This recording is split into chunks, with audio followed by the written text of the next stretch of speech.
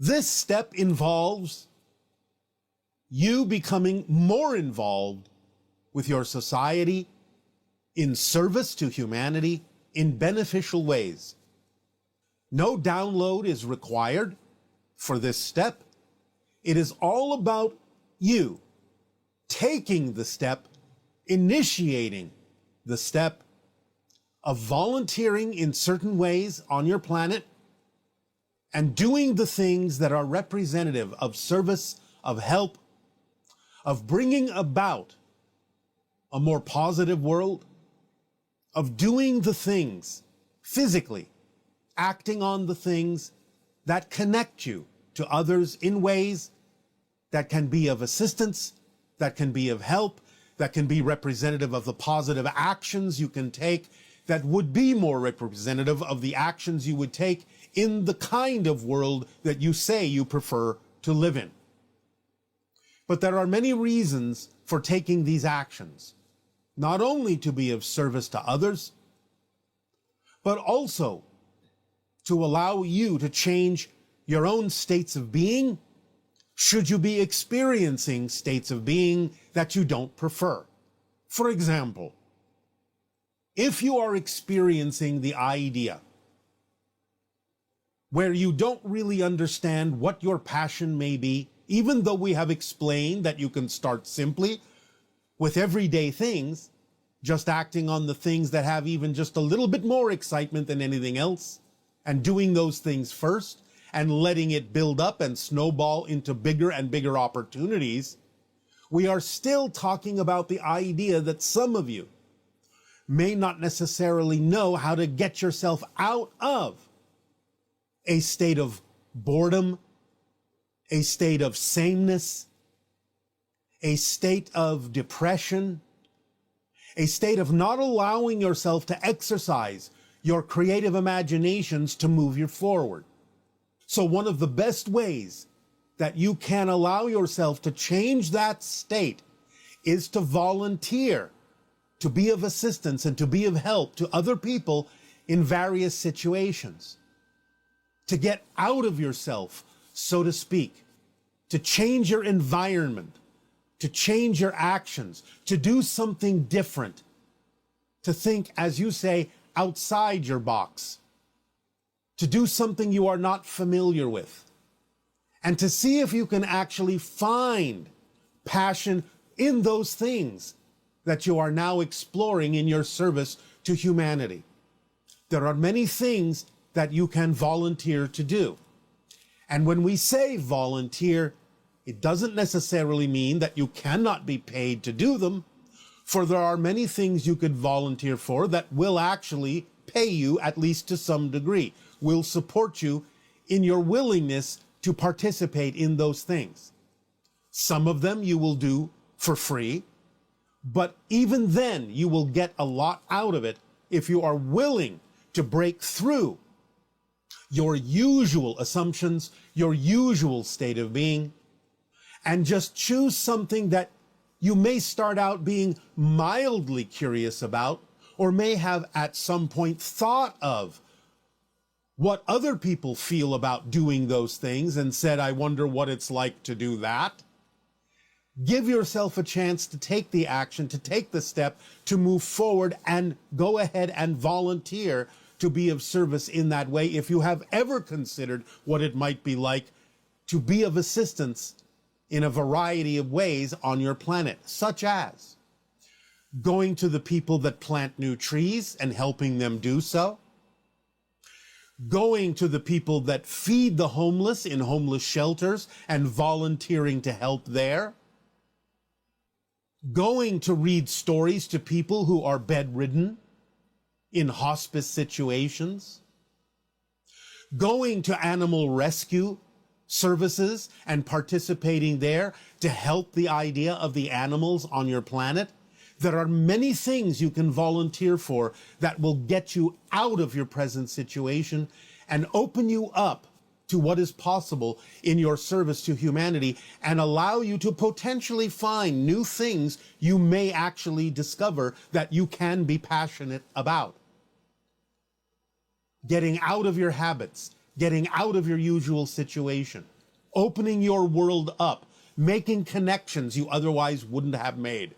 This is very important, for the idea of open contact is to allow yourselves to start making contact with different realities that can be of service to humanity, opening your world up so that you can open up to other worlds as well, being more flexible in your ability to participate and interact with other people socially on your planet. After all, this is an interstellar alliance social experiment.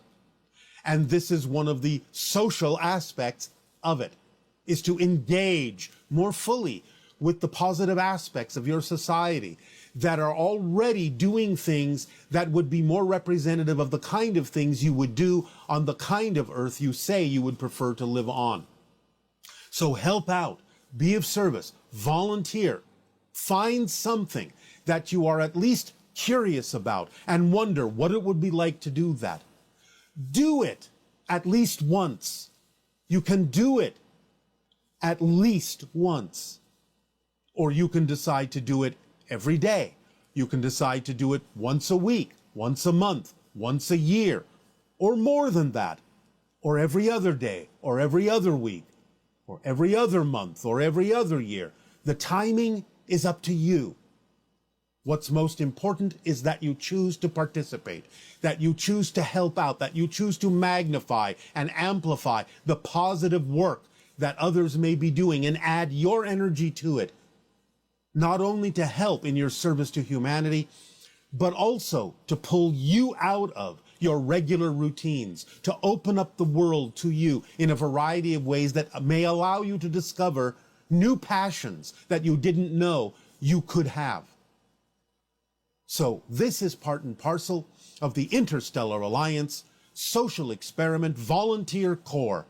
Get out in the world, take the actions necessary to change your situation, to open up your reality, and to participate, interact, and interconnect with others doing positive works on your planet in help to others. We thank you for allowing us to share this idea, this step with you this day of your time. And we ask now, in return, how may we be of service to you? Please begin with your dialogues and your questions if you wish. Hi, Bashar. My name is Jennifer, and I wanted to ask you a question regarding negative entities in the world. First of all, do they exist? What are they here for? What is their purpose? And is there such a thing as negative entities being attached to our energy fields? Essentially, I used to live in a home where the previous owner played the Ouija board, would lead seances, essentially dabbled into black magic, as I was told. All throughout the years that we lived there growing up, every night at around 6 p.m. we'd be down in the living room, and the upstairs bedroom would begin to make very loud sounds as though the beds were being pushed around throughout the room. So I just wanted to understand a little bit more about what was going on there. As far as we know, we allocated it to negative energies being there because of the previous owner's activities, but it's just been a puzzle all these years. So I wanted to get your perspective. Thanks so much. Bye-bye. There is no such thing as negative entities attaching themselves to you. Yes, of course, negative entities exist. You have many of them on your own planet, physically. But the idea is that this usually comes from fear, from negative belief systems. The negative vibrations are simply that which doesn't allow themselves to receive the love that they are made of, doesn't allow themselves to know they are made from that unconditional love. And so they may act out to some degree. But unless you match that frequency because of your own fear-based beliefs, your own negative beliefs, you usually cannot be feeling any effects from them whatsoever because your vibration is too different for them to be able to, in a sense, find you.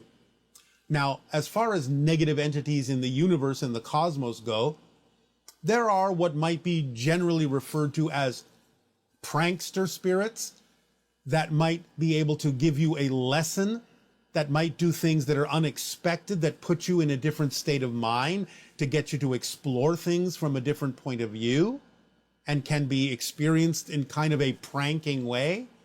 But they're not malicious. They're not negative entities in that sense, in the classical sense that you mean it.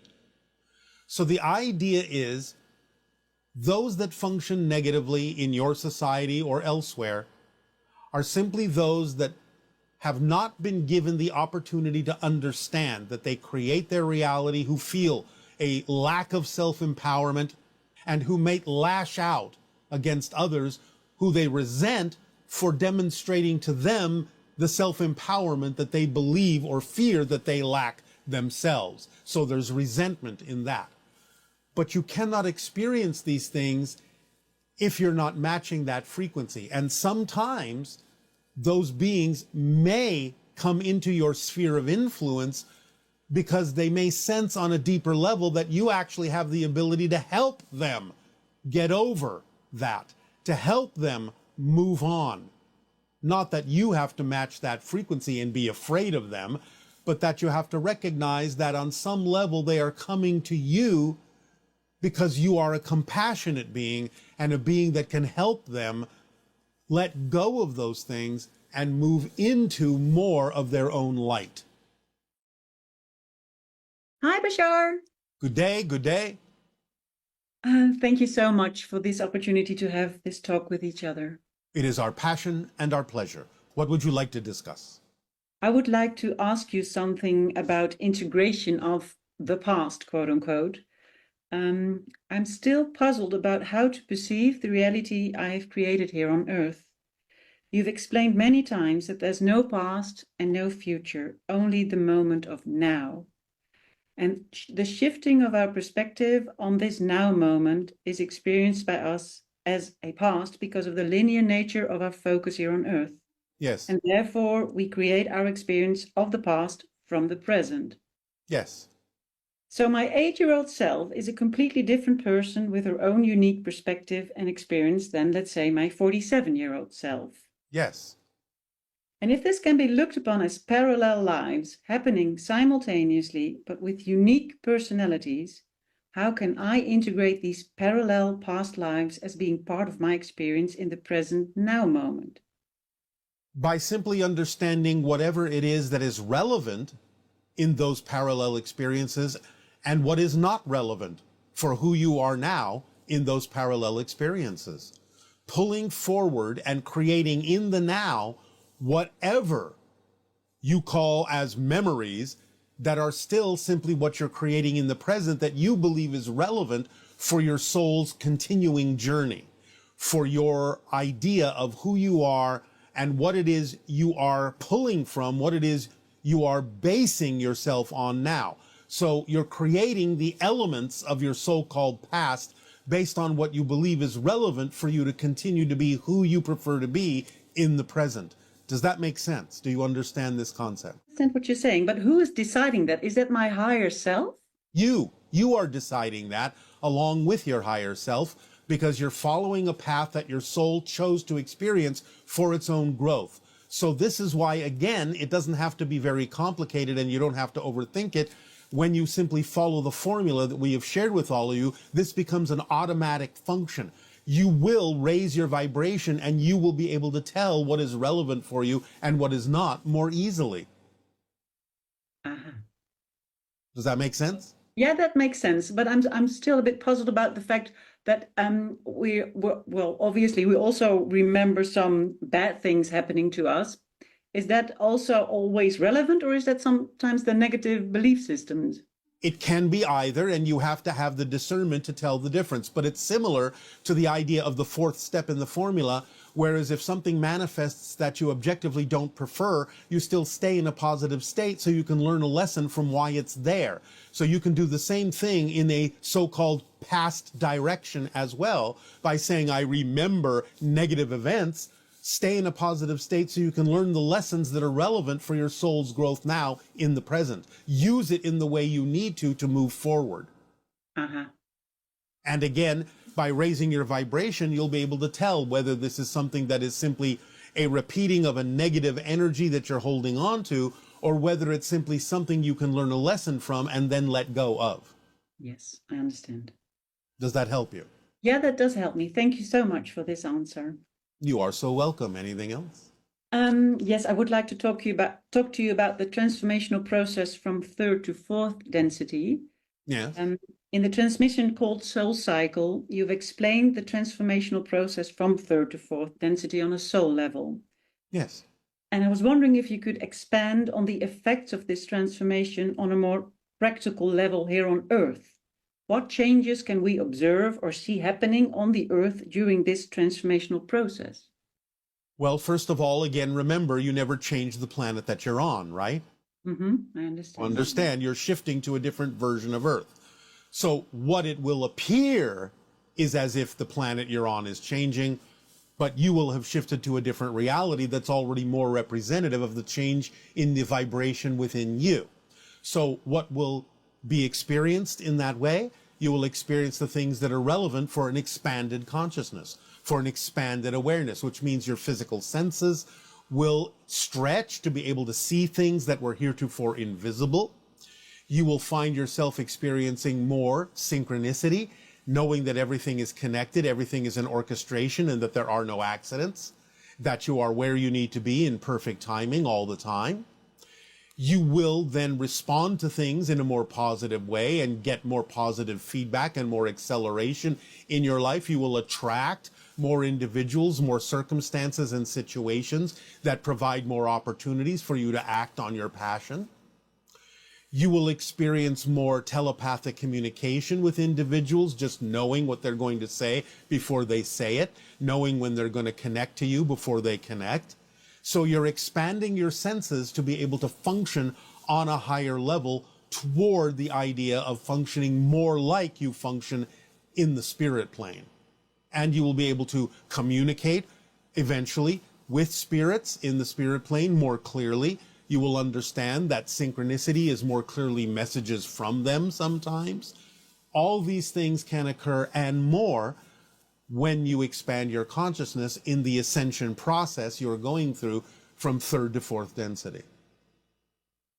I understand. Thank you. And could you also provide us with some guidance or how to positively integrate what we are seeing? For instance, the rapid changes in the climatic circumstances. What are we showing ourselves? You are showing yourselves when you're out of balance, to give you the opportunity to bring yourselves back into balance. You will always have a feedback system in physical reality, either through the idea of your climate, your physical environment, even the idea of disease pathogens are reflections of when you're out of balance. So you can use them as guide rails to bring yourself back into balance by understanding in what way you may be holding on to fear-based beliefs that are causing the imbalance within your energy.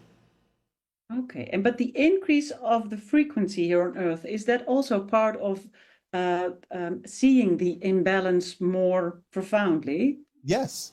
Again, your senses become sharper. Your awareness of what's going on becomes clearer. You see things differently for what they are. You can start to understand the underlying causal mechanisms energetically, psychologically, spiritually within you more easily.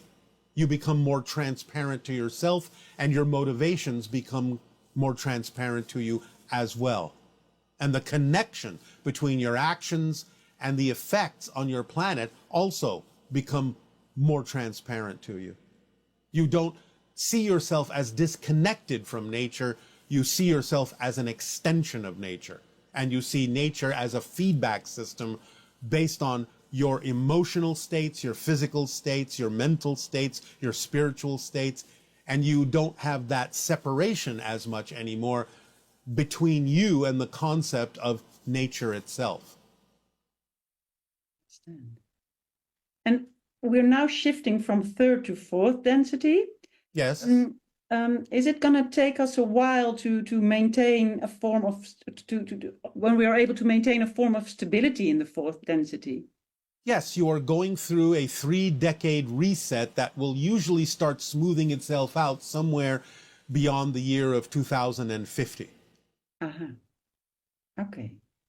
And will we be able to shift back into third density if we wish to, or are we leaving this density, quote unquote, behind us eventually? Most of you will leave it permanently. It's not impossible to shift back, but it will probably seem like there's not really any particular reason to do so unless you decide to do that to be of assistance to someone else to help them up the ladder. I understand. Yes, I understand. Because when you start moving in a certain direction, you create a certain momentum, a certain inertia. For example, in our society, there is so much inertia, so much momentum, and so much energy for so long behind the idea of experiencing positive choices that it's very, very challenging for us to go and experience negative choices. We understand we always have the choice. We understand the option is always there. But there's so much momentum, it's actually challenging for us to even go in that direction anymore. It would be like swimming upstream. Yes, I understand. Yeah, yeah, yeah. Thank you again. All right. I would also want to ask you something about the precursors. Yes. Will the precursors know who they are before open contact occurs in 2026, 2027? You may have a misunderstanding. The precursors already know who they are. They're not humans born on Earth. That's indeed a misunderstanding from my side. Okay. There are preparers who are born on Earth. We call them preparers. But the precursors are precursors of the hybrids coming to live among you. Uh-huh. So the precursors are already hybrids that were not born on Earth. Okay. But on Earth, you have preparers who are doing a similar job from the point of view of Earth. Those, like people exploring their consciousness, helping others, being of service to humanity, that are preparing the way for a different kind of reality experience. So we typically refer to those as preparers, whereas the precursors are actually hybrid beings from another reality. And this is it. Thank you so much, Bashar, for everything you do for us. It is our passion and our pleasure. Thank you. Good day. Avail. Hi, Bashar. It's nice meeting you. My name is Marie from Rhode Island. And my question is this. I'm raising a special young lady. She's 17 years old, my granddaughter. And she's autistic, but very high functioning, very verbal. And she has highly superior autobiographical memory, which is also considered called HSAM. From what I understand, there's only like 100 cases reported, but I suspect there's many more. My question is, what is the function of this ability? I'd like to have your spin on it. I've been researching quite a bit, and I'm trying to figure out how to be as supportive as possible, other than her being a fantastic assistant, to me. My memory's not so spot on. So she will basically remember everything. We could go back to, like, what did we do a year ago today? And she'll say it was a Wednesday, and it was raining, and so-and-so visited, and we ate this for dinner, and I've been keeping journals and testing her on it, and she's spot on. So I'm just trying to figure out, like, what would be the function of this ability, and how can I be supportive of her, or in a spiritual sense, like, how would I direct it? Okay, thank you very much, and I hope to hear from you. Well, there are many ways in which this ability can be utilized in your society. Obviously, in a sense, a person like that can be a living library for the idea of the events in her life and others with whom she interacts, so that she can recall flawlessly the ideas, the nuances, the immediate moments, all the way back to her birth. So it can be used for someone to record events so that she is an absolute keeper of those events, so that there is no misunderstandings, no mistakes about what was going on at a certain point in her life and the lives of the others that she interacted with. So it can be used that way. At the same time, it can also be understood as something that fixes a particular reality and freezes it in a certain way. It can be utilized to understand how the level of commitment to a certain idea can be expressed when someone focuses strongly enough on a particular path, on a particular idea, so that there is no deviation from it whatsoever. So it can be used that way as well, because many people on your planet wonder, well, how can I have the discipline to stay on the path? How can I not stray from the path? The quality that she exhibits can show you the degree to which a being can focus on a particular guideline, on a particular path, to the absolute exclusion of any other path. Not that she's necessarily exhibiting it that way, apparently, but that can also be representative of that degree of laser-like focus on the idea of what your soul's path is, with no deviation whatsoever. That you are walking that razor's edge, and there is absolutely no question that you will ever lose your balance or fall off of what may appear to be a very thin path, because to the person with that kind of focus, the path is actually quite wide, and there's just no way they're going to lose the sense of where they're going, because there's no way they lose the sense of where they've been. It is a direct, linear path that keeps them on the straight and narrow with absolutely no deviation. It can be used to understand that degree of focus as well in any endeavor that might be representative of someone's soul path and their passion in life. Oh, hello, Bashar. It's lovely to meet you. And you as well. What would you like to discuss this day? I'd like to discuss that I have a real problem of handling anger in other people and conflict situations, because it seems like anytime there's a conflict around me, what happens is I try to keep the peace, but the conflict seems to escalate to the point where if I start feeling angry myself, that's the point when it actually starts de-escalating. And I don't understand why I have to take on the anger vibration myself to actually stop the situation. You don't. But by doing so, you appease others, because there is a saying on your planet that misery loves company. So when they understand that you are reflecting the same thing that they are reflecting, they feel more at ease, because it prevents them from really facing what's going on within themselves that makes them angry to begin with. So anytime a lot of individuals will show more calmness to a person who is angry, it can actually make them angrier, because they feel they're not being heard. But when you become angry, they now feel that you're a kindred spirit, that you understand them more, that you're speaking their language. Now, that doesn't mean you have to become angry, but that's what's happening energetically and dynamically. Right. Okay. So there may be other ways that you can let them know you hear them, and therefore that can calm down their anger. So it's not about you having to match their frequency of anger. It's about being able to relate to them in some way, shape, or form, that you truly hear what they're saying, and that you validate what they're saying and validate their emotions for what they're going through, without necessarily having to go there yourself. I see. So it depends on how you're keeping the peace that makes the difference. I see. I see. Okay.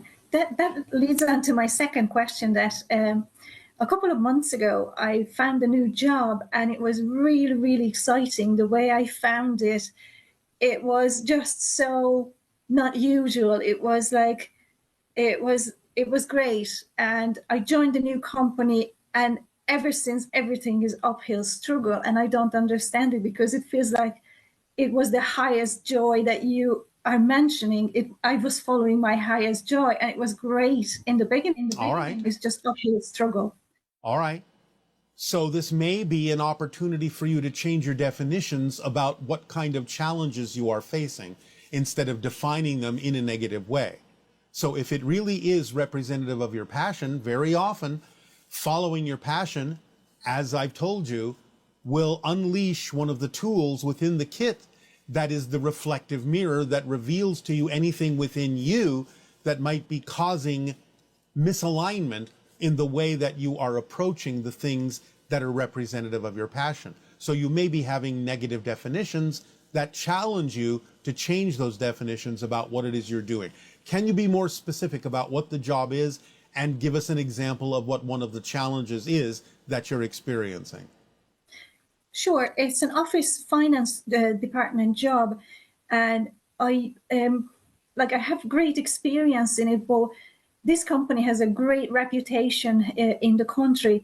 When I joined them, I thought it would be a smooth process of me just fitting in, but several of the processes are not working. They're in the middle of a huge turmoil of changing everything upside down. And it just feels like whatever I'm trying to do, I'm doing it wrong. All right. So what kind of discussions have you had with the people running the company about the way in which you may be going about things or in the way that you're experiencing things? Have you had any discussions? I have, yes. I asked for help and support, and they are giving it to me, but they are new themselves. It's the whole company is being, the management being replaced, and it feels like uphill struggle. It feels like nobody really has a clear picture of what we are doing at the moment. All right. Is there something you can do to provide a clearer picture of what needs to happen? I think I might, but given the rate at which I'm making mistakes at the moment, I feel like there's so much to learn and at the same time so much to change. All right. But what I'm saying is maybe you were attracted to be there because they need your help in clarifying things in a way that would actually make it easier for everyone and smoother for everyone to operate toward their goal. So are there things that you can think of that would actually allow things to be smoother that you could share with the people running the company that might actually help them make the company run more smoothly? Yes, I think I could. Actually. Then why don't you have those conversations? Because maybe that's why you're there. Yes. Thank you. All right. Yeah, thank you so much. I have one more question. Yes. And this is about, I would really love to experience oneness. And I don't know if there is a specific meditation that I could do or some kind of a principle, mind training. I could. Well, it sounds like your dog has the information that you need. Oneness. Sorry? You say you want to experience oneness, and I said it sounds like your dog has the information that you need. He probably does. So, oneness, what is your definition of experiencing oneness? What do you imagine that would feel like?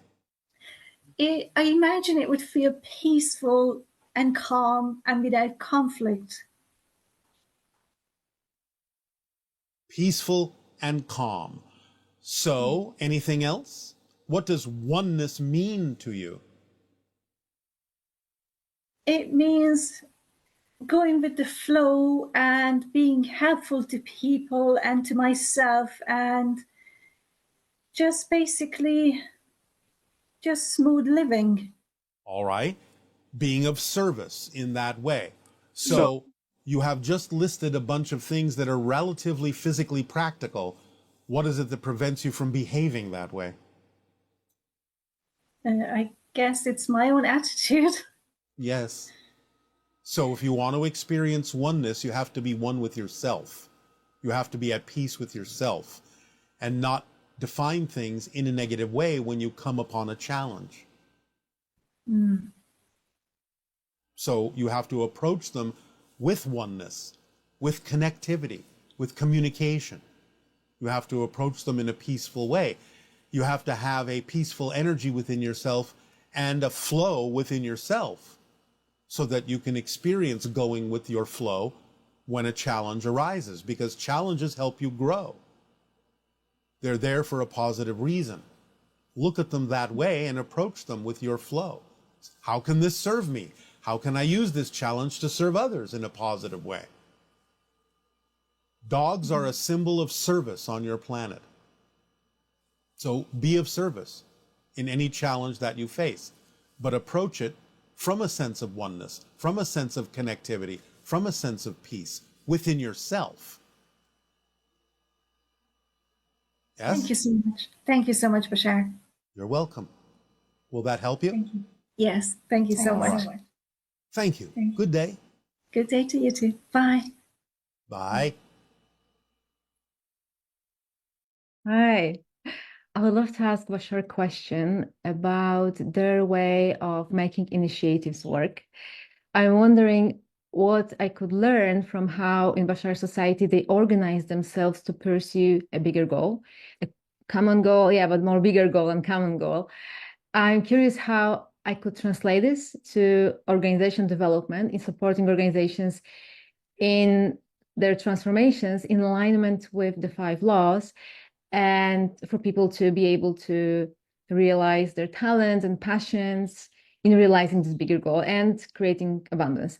I'm also curious how the Trinity manifests in the organizations, especially the neutral one. Thank you. Well, again, by using the formula, one of the aspects of your life that starts to shape your life is synchronicity. You start to realize that everything is synchronicity. You look at it and experience it in a sense, first and foremost, from a neutral point of view, just recognizing that everything is an orchestration. Everything is connected. There are no accidents.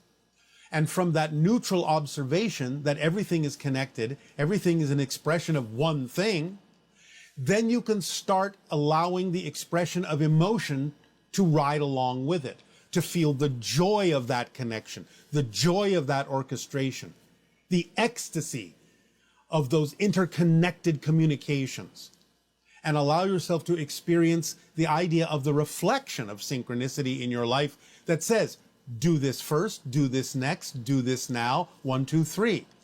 By bringing the experiences to you in the order in which they contain the highest amount of passion, the highest amount of attraction, the highest amount of curiosity, creativity, inspiration, and joy. Let it organize things in that way. That's how you do that, until suddenly you start functioning in pure synchronism, being always at the right place at the right moment in exactly the perfect timing, interacting with exactly who you need to interact with, doing exactly what you need to do at that particular perfect moment in time. It will happen that way eventually. It may take some practice, that's okay. Let the process unfold naturally. But basically, that's how you do it. You start from the neutral place of understanding everything is an orchestration, whether it appears to be or not. There are no accidents. Everything is connected. There's a reason why everything is happening. It may not always have to do mostly with you. You may be participating in something for someone else, getting something out of it that's more important for them than it is for you personally. But that doesn't mean it's not important that you participate in a gathering that may help someone else make a realization that helps their soul grow and move forward on their path.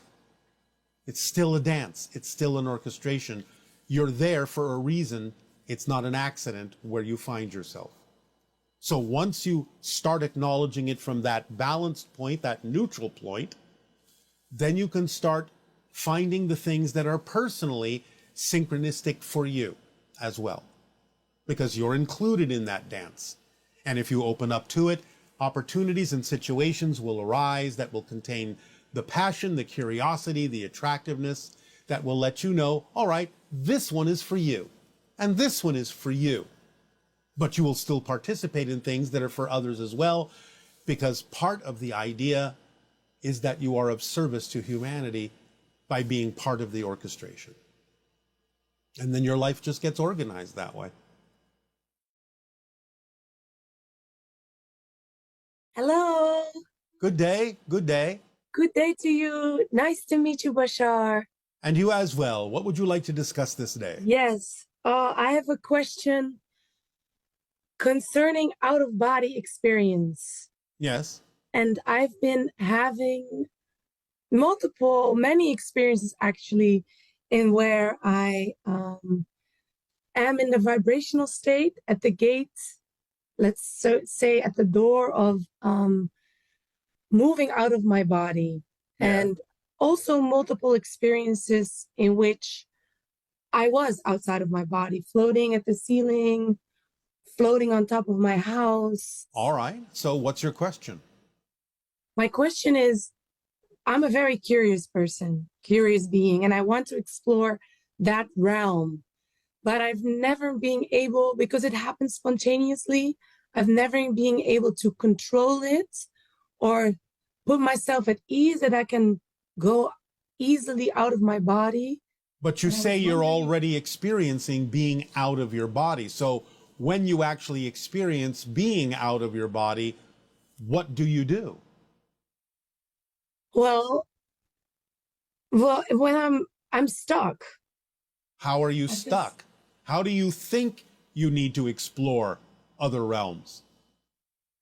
By moving my energetic body somewhere. No, not by moving. All you have to do is imagine being in another place and you'll be there. You're thinking of it in physical terms. I have to move. You don't. You just have to imagine feeling that you're somewhere else. Picture that you're somewhere else and you will be there. Movement is not the same in those realms as it is in physical reality. So you can't think of it in the way that you would think of it if you were a physical being. So the next time you find yourself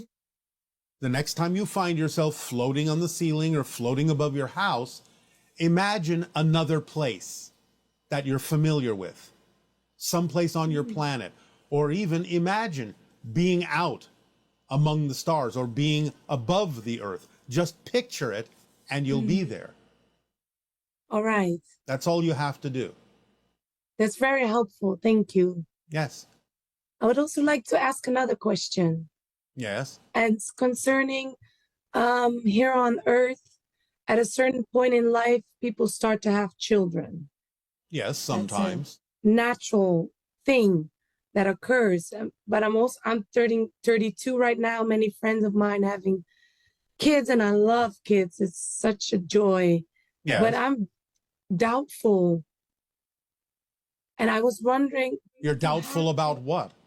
To have or not have children. Then don't worry about it. If you've made an agreement to have children, nothing will stop it from happening at the exact correct time. If you haven't made an agreement to have children, then you won't have children. Just let your life unfold by following the formula, following your passion, and let it happen when you've already agreed that it should, because those things have already been determined by your spirit before you incarnated. Mm-hmm. And what about birth control? If I take the pills, then I won't, Don't worry about that either. Again, if you're supposed to have children, then something will happen where you either wind up not taking it and you'll feel that you don't wish to take it, or it won't matter that you take it because things that are supposed to happen can supersede some of the physical elements on your planet anyway. There have been many people that have been told by your doctors they cannot have children, and yet they do. So don't worry about the idea of the physical parameters. Something will synchronistically occur that will make it possible if you've made that agreement. All you have to do is go with the flow and just trust your feelings and instincts at every given moment. I will. That was a nice thing to hear.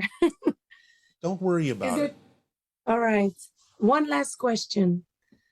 I'm a dancer and my life is dancing. I teach dance, I perform. Yes. And I notice in the world, the arts in any way, shape, or form are very a necessity, are very well here on this earth, and I was wondering what the meaning of arts in any shape or form is on an earthly level or on a cosmic level.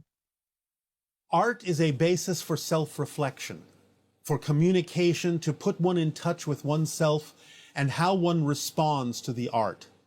Mm-hmm. So art is a mirror. Yes. And do you have arts in Absolutely. other? Absolutely. Many different kinds. I myself am a sculptor, as well as being a first contact specialist. And how does that visualize? What does that look like? There are many different things it can look like. We can form certain materials spontaneously that are nanomaterials, what you would call a kind of metallic crystalline substance that can be formed into many different shapes. And the idea is that certain sculptures can be made so that they change shape with the person that is observing it, to literally reflect what is going on in that person in their observation of it. So it literally functions like a kind of symbolic mirror.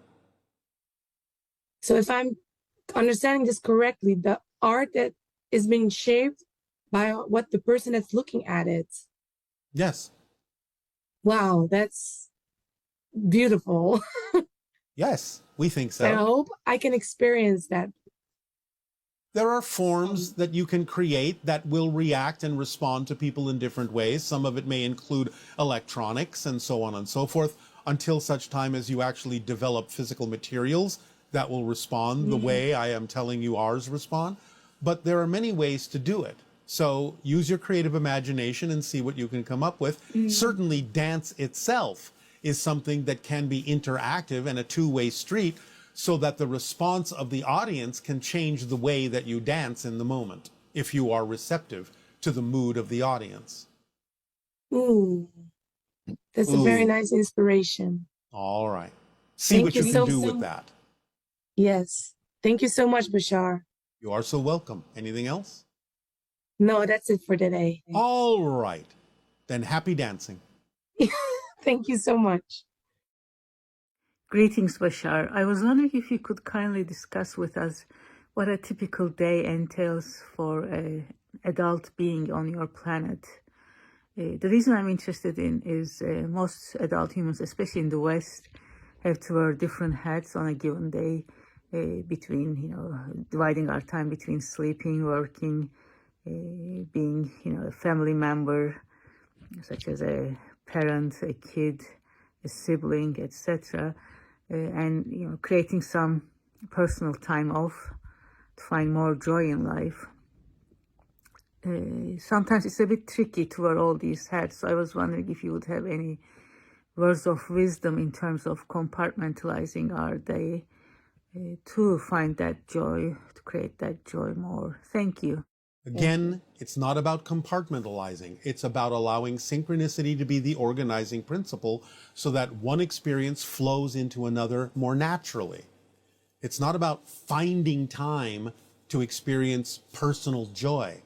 It's about choosing those things that allow you to experience personal joy in the entirety of your life, every moment, even though things may be different expressions at different times, and may be representative of different relationships that you have, and different communications and different experiences that you have, that all fall within the idea of your personal joy.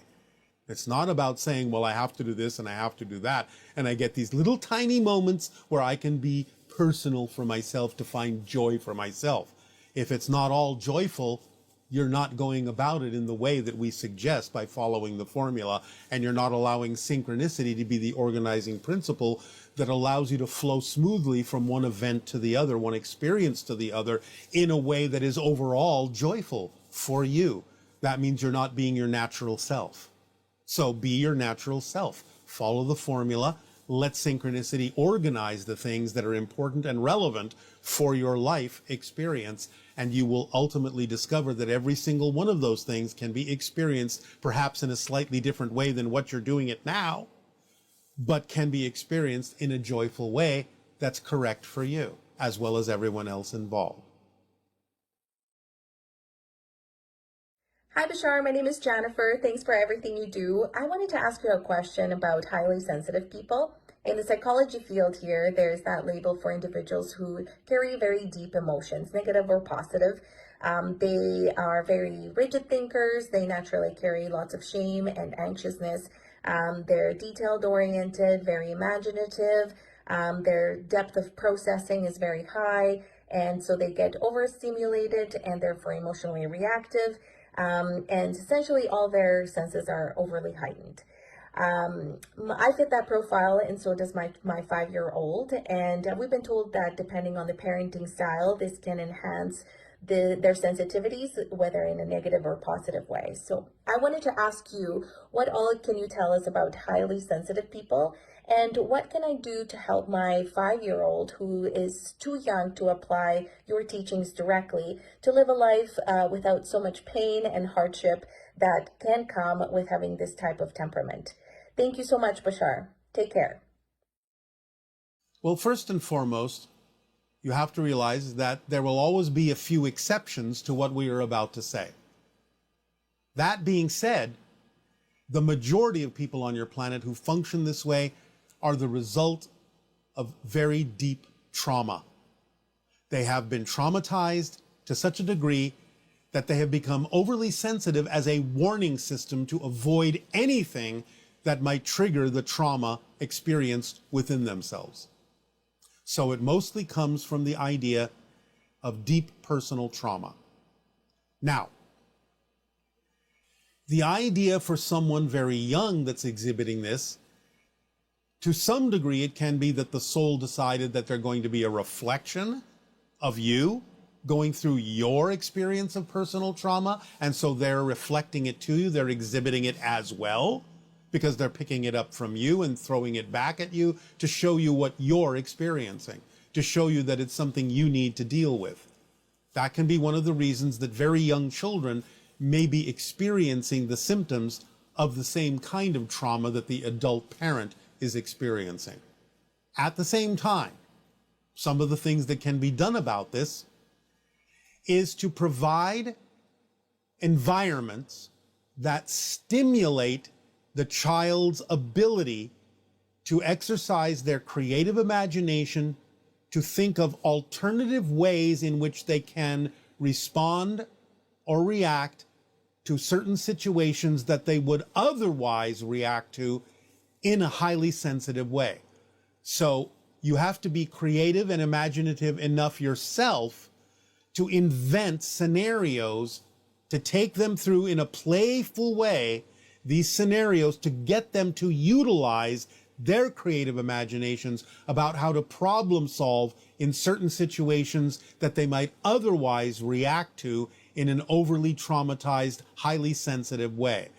So you have to stimulate their creative imaginations either with stories or some kind of interactive experience that gets them to dig deep into their creative resources to come up with alternative paths, alternative ways to think of how else, what other ways could you solve this situation, could solve this problem, this challenge? Is there some other way your imagination can come up with to face this challenge so you don't feel so overly sensitized and reactive to it? I'm paraphrasing, but you get the idea. Hello. All right, good day, good day. Good day. I'm excited and honored to be here with you. As are we with you. So I have a question about deserving and receiving. Yes. I have noticed that I really struggle with feeling like I deserve to receive. Why? Why? Yes, where did you learn that from? Where did you pick up the idea that you don't deserve to receive? I imagine it's from my family. All right. You understand that you are receiving all the time, otherwise you wouldn't be having a physical reality experience, yes? That is correct, yes. So you Yeah. must believe you deserve to receive something, Yes. or you would be experiencing nothing. That is correct. Okay. I know, that's why I said it. So you see the paradox here? Yeah. So the question isn't, do you deserve to receive? It's, what is it that you deserve to receive that's different from the things you're already willing to believe you deserve to receive? What makes them different? I imagine I need to earn the things I prefer to receive. Well, in some senses, that can be accurate, but what does earn actually mean? Earning doesn't have to be suffering or struggling. Earning can simply be the result of being willing to take an action in a direction that will allow you to receive something, because you have to put out in order to get back. So just the willingness to take the action can be earning what you receive from that action. It can be that simple. Yes. I So think why are you making earning such a struggle? I think what it is that I feel intrinsically I'm not enough to deserve the things I prefer to receive. Can you give us an example of what you prefer to receive? Okay. I'll give an example that's closest to my heart. Yes, please. When my son was a newborn and smiled at me, I felt I did not deserve that. So that's love. That was an expression of love that's how I felt like I was receiving love, and I did not earn that love just by being his mother. I see. And why not? Because the voice in my head said, he doesn't know who I am. Yes, he does. He knew who you were way more than he knows it now. Because children, when they're first born, are still very connected to spirit, and they can see who you actually are. Therefore, his smile was absolutely proof that you deserve to be loved. Now, let's explore this and examine this from another point of view, shall we? Yes. All right. And by the way, if you find yourself emotional and crying, that's a good sign. Thank you. You know what we've said about that? It's a release of something. Yes. Anytime physically you hold on to a belief, there has to be a physical component in your body that represents that belief. That's usually in the chemistry of your body. So if you're letting go of a belief, you have to wash that chemical component out of your system, and that usually happens through tears, though it can happen in other ways as well. So they're tears of release. Yes. All right? So that's fine. If you feel yourself welling up, just let it flow. All right? Thank you. Now, I'm going to assume quite safely, I might mention, that I'm having a conversation with someone who actually exists. Yes? Yes. You're certain you exist, yes? Yes. All right. Pretty certain or really certain that you exist? I'm really certain. All right. Do you understand that creation doesn't make mistakes? Yes. Do you really understand that? I don't think I do. All right. Do you understand that if creation actually made a mistake, it would collapse under its own weight?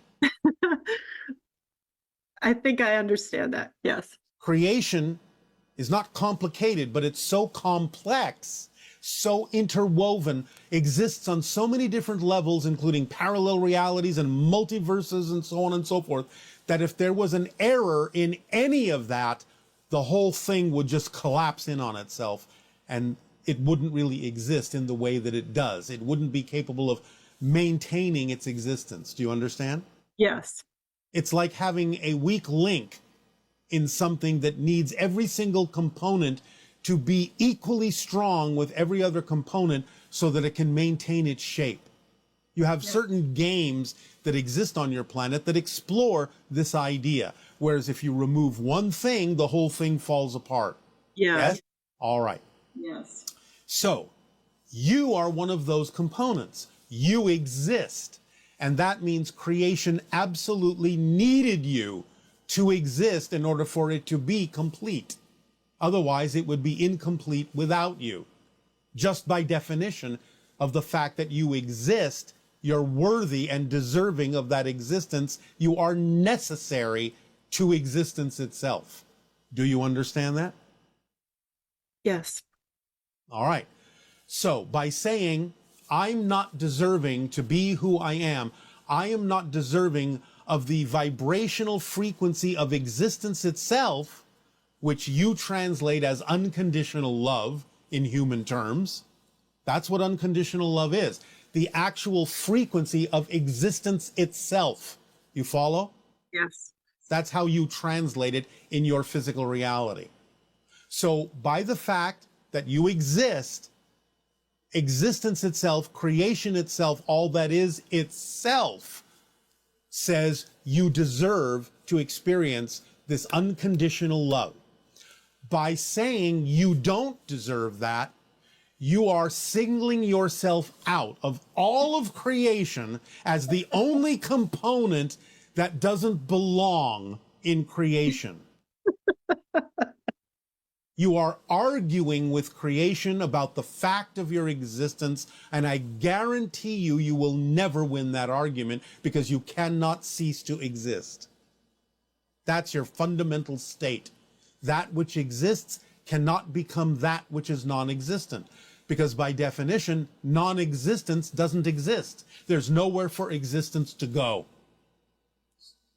So, by the very fact that you exist, all that is telling you you deserve to, and you deserve the unconditional vibrational love of existence itself in order for you to continue to be a component that is vital to all of existence. So stop arguing with creation, because in actual fact, though that may seem to be the idea of, oh, I don't deserve this, may seem to be a very humble idea, it's actually the most arrogant idea you can express. Because you're saying, I alone out of all of creation am the only one that doesn't deserve to be loved. That's very arrogant. Do you want to be arrogant? No, I do not. Then will you be willing to accept that you deserve to love yourself? Yes. And that you don't have to do anything to deserve that other than the fact that you exist. That's your foundation. That's where you start from. That you deserve unconditional love by the fact that you exist. There is no other reason you need. None. It's a fundamental, built-in thing to your existence itself. Now you have the free will, as you have discovered, to say, I don't deserve it. But do you see the paradox in that? You are so unconditionally supported, so unconditionally loved, that you are given the free will to believe you're not loved. Yes. That's how loved you are. That you can think, even, I'm not loved. That's how loved you are, that you're allowed to think that. So, which do you prefer? I prefer to feel loved. Nothing stops you from understanding that that's your fundamental, essential core frequency. Because you are part of existence, and existence itself is the vibration of unconditional love. So, that's your nature. That's your natural, essential state. And then you go from there. So, if you begin that way, if you are that way, if that's your fundamental nature, it's up to you to decide how to experience that unconditional love. You can create a scenario, as you have been doing, where you choose to deprive yourself of that feeling, but understand you're using that unconditional love to create a feeling that you're not loved. Mm. So if you don't prefer that anymore, if you're tired of playing that game, you can, with absolutely no fanfare, no other reason, no earning scenario, you can simply decide, you know, I'm done with that. I'll just go back to my natural state of knowing, not just believing, knowing that I'm unconditionally loved, and then say, well, now what else would I like to do with that? Because you've already been using it to pretend that you're not loved. And if you're tired of that, you can now decide to do something else with the unconditional love that is yours. Because everyone has it, because you are part of existence. So what would you rather do with it? I would rather receive it. I would rather. But you see, that's what I'm saying. It's not even an issue of receiving it. You are it. Yes. You don't even have to receive it. You're made of it. It's not about receiving it. It's about, what do you want to do with it? Just be it. Be it in all the things that you do. That's why we give you the formula that says, act on your passion. Because then you're using the unconditional love you are made of to do things that expand creation. So don't wait to receive it. It's already what you're made of. You don't need to receive it. It is you. Does that help? Yes. No, all right. Are you breathing a little easier? Yes, I am. And I'm thinking about when you said to burn the bridge behind you. Yes. Thank you very much, Bashar. I really appreciate you. Do you now understand how to feel at this moment the smile your child gave you when it was born? I feel it in my heart. Do you feel and understand that that was existence itself smiling at you? I feel that right now, yes. All right. Then choose to stay in that feeling if you wish. It's up to you. Because again, you are unconditionally loved enough to choose whatever it is that works for you. You're the one in charge. What you say goes. All right? Yes. All right. We thank you. Our unconditional love to you. And good day. Good day. Thank you. You are welcome.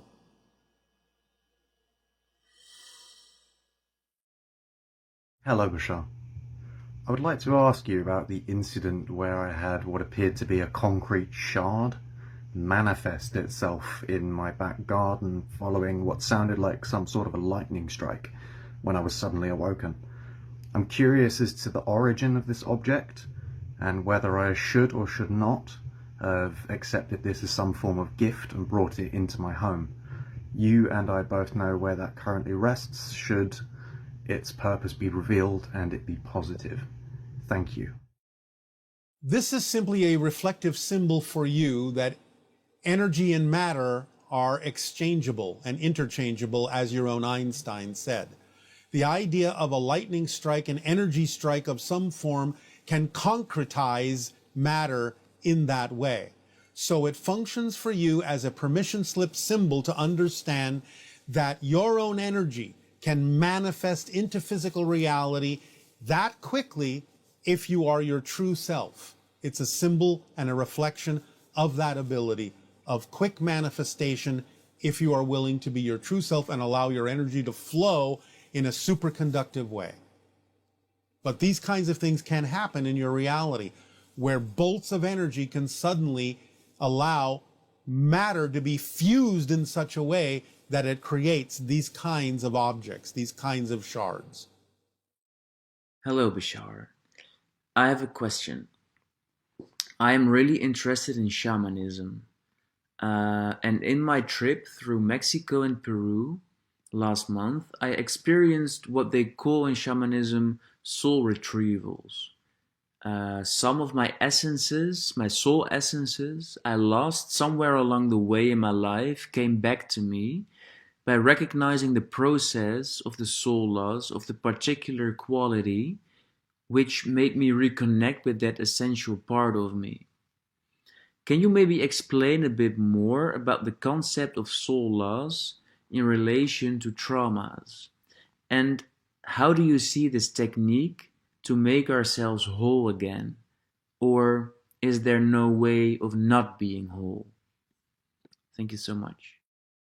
Again, this involves paradox.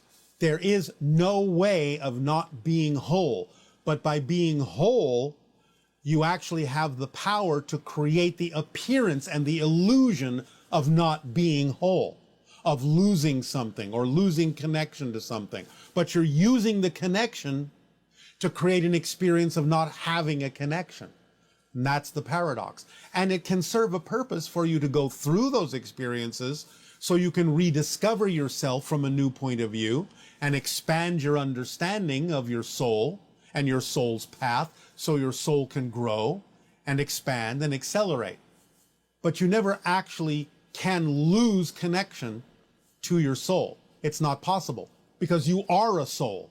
You don't have a soul, you are a soul.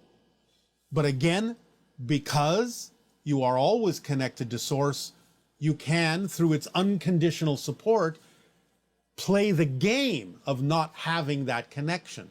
You can play the pretend illusion of losing in that touch, being in touch with yourself in that way.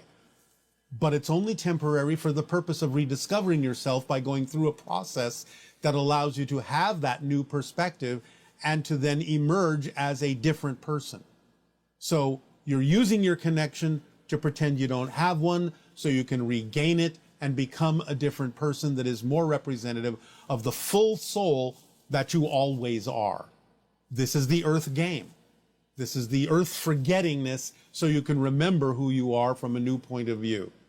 That's just another way of what you're describing as the shamanism and the idea that trauma allows you to feel disconnected so that you can learn how to regain that connection that you've always had, but don't feel like you've always had.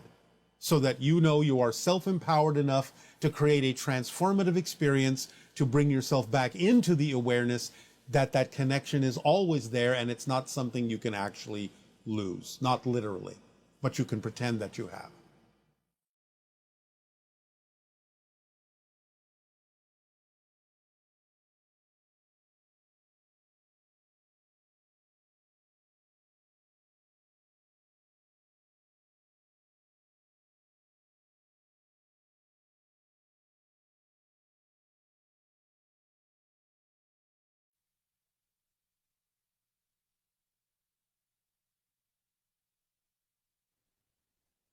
Hello, Tadeo. Nania. We have so many wonderful questions from our viewers. All right.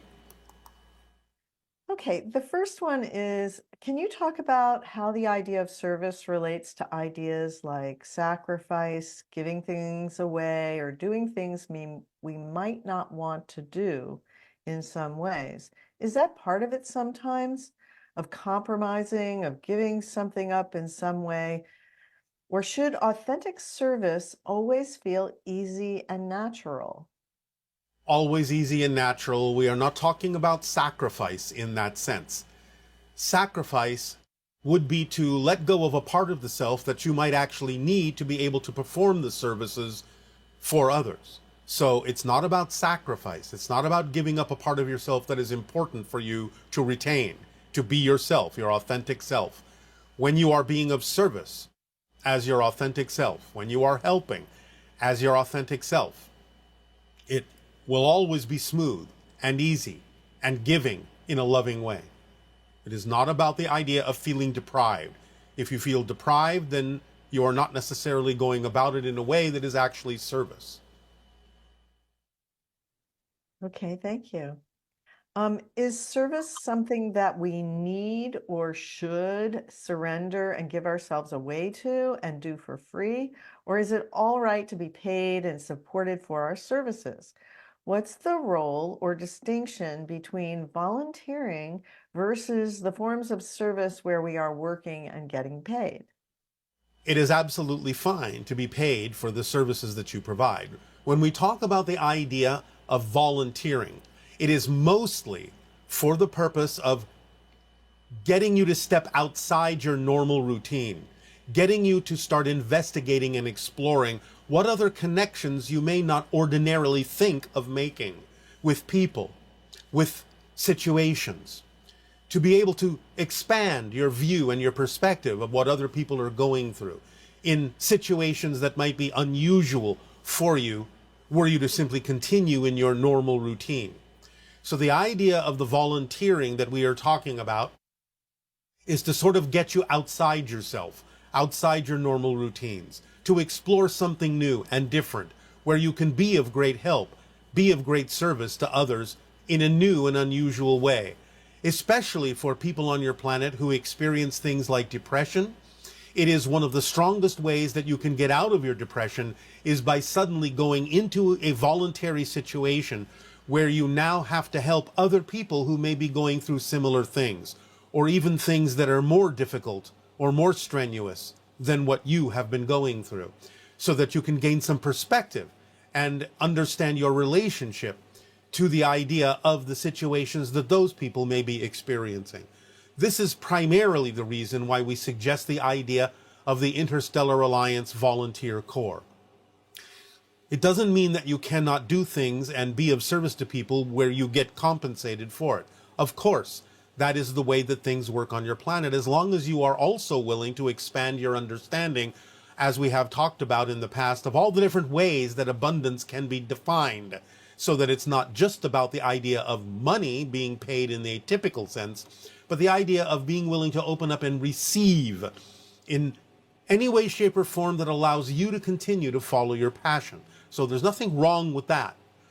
And again, the volunteering that we're talking about is mostly to get people to change their routine, to get themselves out of themselves, to step outside their normal ideas, normal perspectives, to shake things up a little bit and give them an opportunity to walk in other people's shoes.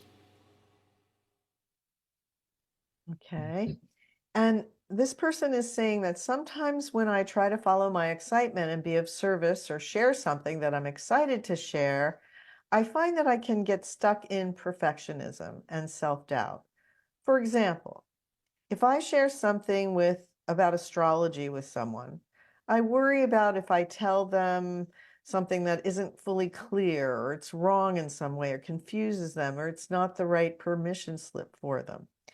I then hesitate to share anything at all, or even just sharing about a TV show, a book, or something that I like with someone. Part of me worries that it might not be good or might not be right for them, or it just distracts them from their path and it's not the best thing I could share with them. So can you address can you talk about how it might be possible to relax around some of this? Yes, well, you're taking responsibility for their responses rather than simply being responsible to them by being yourself. Of course, the sharing must always be where you sense it is appropriate to share these things. But remember that if they've been attracted into your life, then there is a reason that they're there.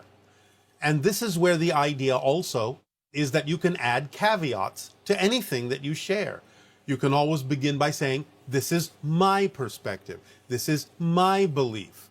This is what I've learned. It may or may not work for you, but I'm going to share this and you can decide whether or not it's appropriate for you. So as long as you lead anything you're sharing with that caveat, then you can relax because you have already prepared them to understand that while you're sharing an idea with them about anything, it's still that you're leaving it up to them to decide whether or not to apply it in their lives. But you can certainly take it on faith, so to speak, that the reason that they're in your life at all is because they're willing to hear what you have to say, willing to receive some of what it is you're willing to share, as long as you do it in an appropriate way. And again, give them the caveat that this is your perspective. You're just sharing it in the event it may be of assistance to them. but you don't expect or insist on anything, and you can allow them to take it in whatever way, shape, or form they will, or to leave it behind. So as long as you make that clear, then you're free to share anything, because they now know that you're not attempting to force it on them or insist that they must believe it. You're simply saying, hey, this is my life, this is what I've experienced, this is what I see, this is my perspective, and therefore they are free to take it or leave it. So lighten up on yourself. Don't be so responsible for everyone's response. Just be responsible to them by being yourself. Great. And then I think this is from the same person. In an earlier transmission, you discussed the idea of learning from and using past mistakes in order to move forward positively and be of service to humanity. But does our service always have to relate to the mistakes that we've made or experienced in the past? Or can we just bring what we've learned and who we've become forward in a more general way into how we are in the world, and let that then connect us to the ways of being of service? Yes, either is fine. Whatever seems appropriate. Sometimes the lessons that you have learned in a specific way may be relevant for helping others who also are going through those specific experiences, and therefore at those times it's appropriate to take the lessons from a specific experience and share it in a specific way, in the same way that you went through it. Otherwise, no, you don't have to.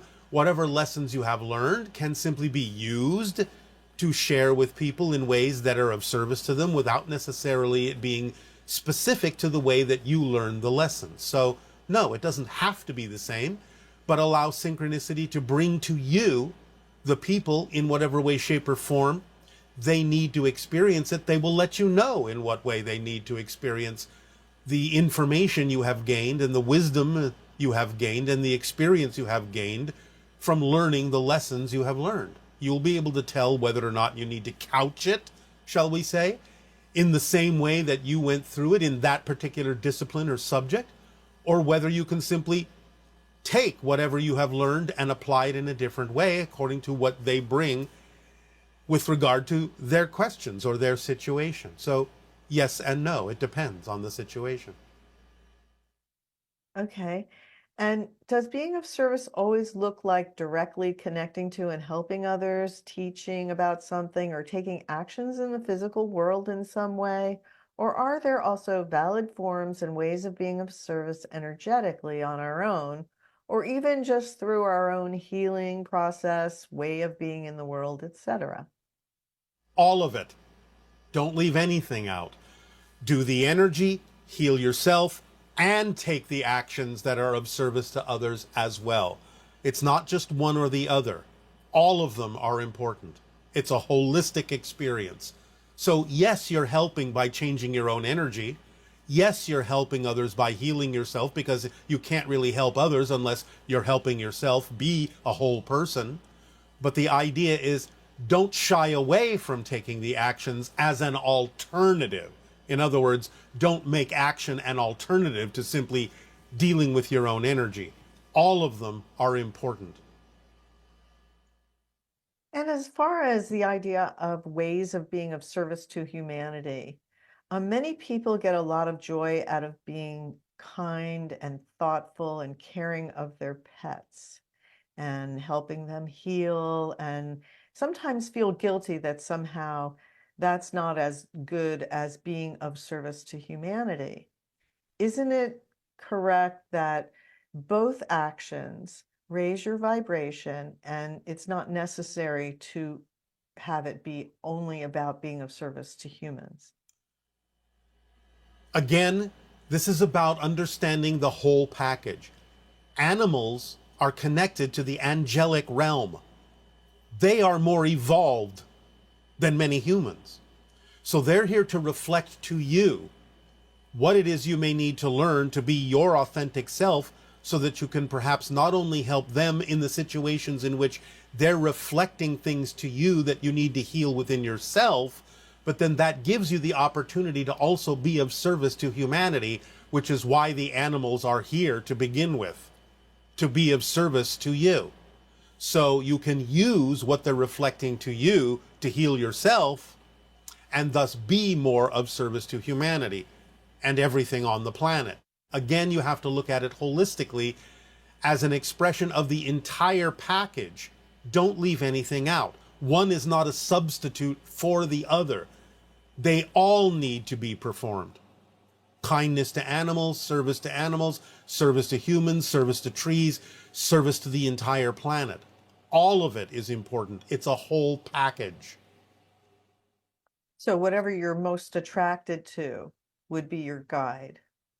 It would be your guide, but that doesn't eliminate the idea of learning to be attracted to other things, because many times you're not attracted to other things because of fear-based beliefs and limitations that you have imposed upon your ability to tell what your passion actually is. And this, again, is one of the reasons why we suggest the Interstellar Alliance Volunteer Corps, because it can get you to step outside yourself and find out where you might be limiting yourself from understanding what your passions could be if you're simply willing to get out in the world a little bit more, step outside yourself a little bit farther, and start interacting with people in circumstances and situations that perhaps your limitations haven't allowed you to ponder, that might actually be of great service to you to do.